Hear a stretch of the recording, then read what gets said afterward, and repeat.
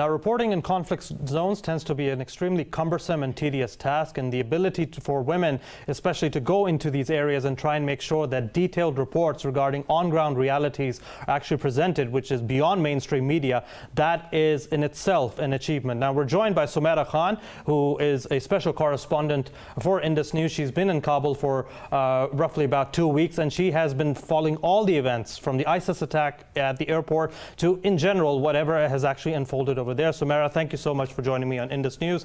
Now, my first question is a very simple one.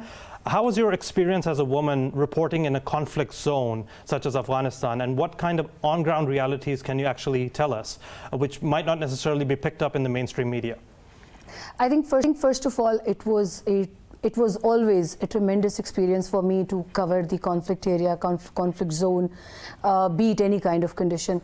And since I started my career with the coverage of a conflict zone, and it was back in 2004, and I was covering Mirali, North Waziristan, and Pakistan was preparing for to launch one of the biggest military operations, Operation Al-Mizan, that was being conceived those days. And Mirali and North Waziristan was believed to be the most hardcore area, troubled area in Pakistan's tribal area.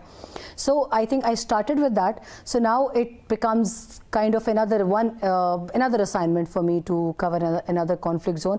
But yes, the exclusivity of this time's assignment was for Indus, one of my very own channel and beloved channel, and second, it was out of country. So it was my first conflict area from outside Pakistan. So this brings exclusivity to this assignment. And if we talk about what I covered, you can't believe. I think if we start debating about it, I think we need more programs to discuss that, because we had hell of issues to be covered over there and to be covered with ground realities.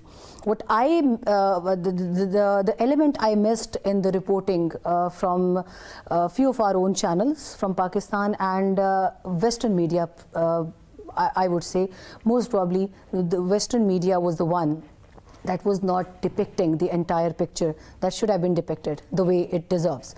Specifically, they kept on showing the Kabul International Airport the whole time. Mm-hmm. It was the hub of news for everyone.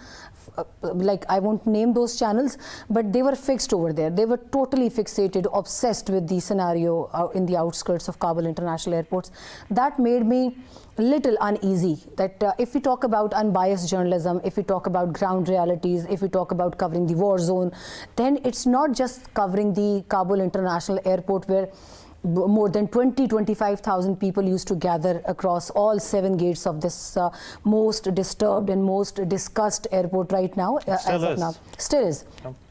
So one of my colleagues from a member of Western media, I won't name his channel, but he's a very senior journalist over there, and he did say that yes, we keep hearing the news you share with your channel, and because we used to cover mostly from the rooftop whenever it was a security hazard for us, so there were chunks allocated for all the media personnel on the rooftop of our place where we were staying.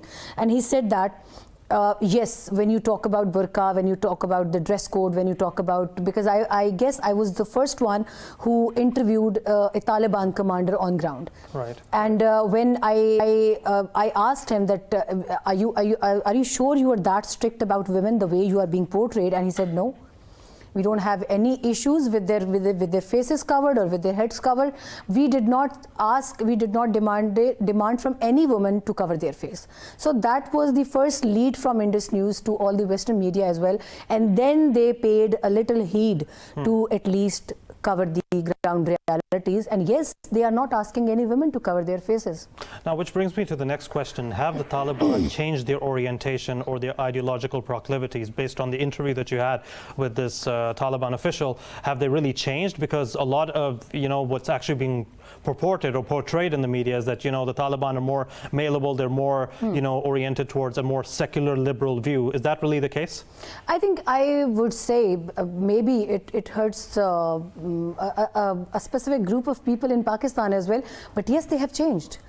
Earlier, if we talk about the regime back in 2001 that was thwarted by the American invasion, they did not even watch television. The other day when I was speaking to one of you guys in the studio and I was in Kabul, they never watched television. They were hardcore. They were hardcore in eliminating people.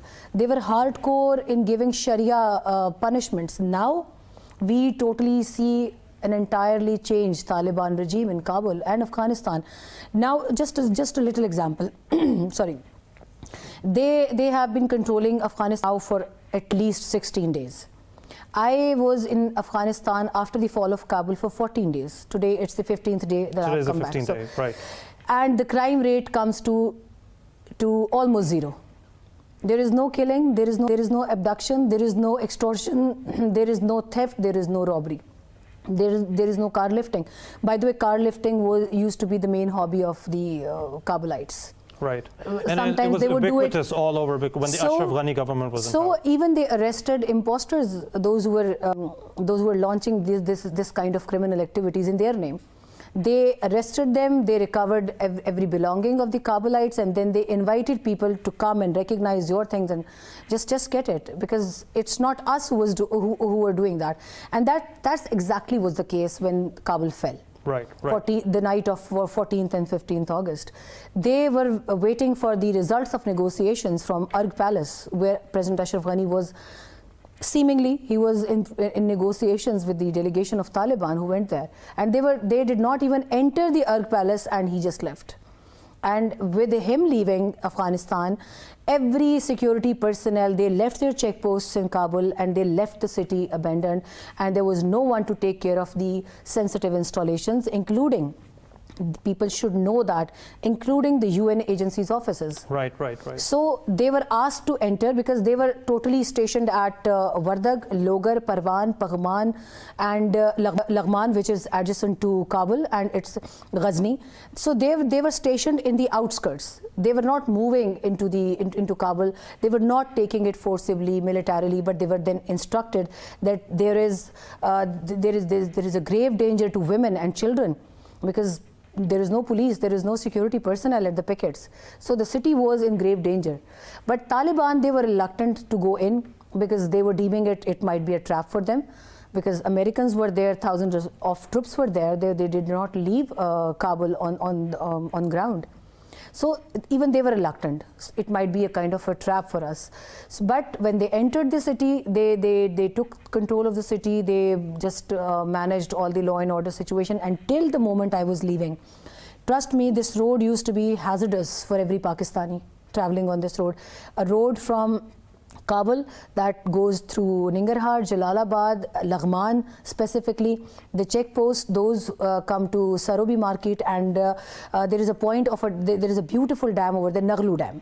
Okay. So people used to get robbed over there, literally. It's a kind of a rough road through the mountainous terrain. But right now, you just travel through nights and days, and there is no problem for you. So this was the first-hand experience of that as well. So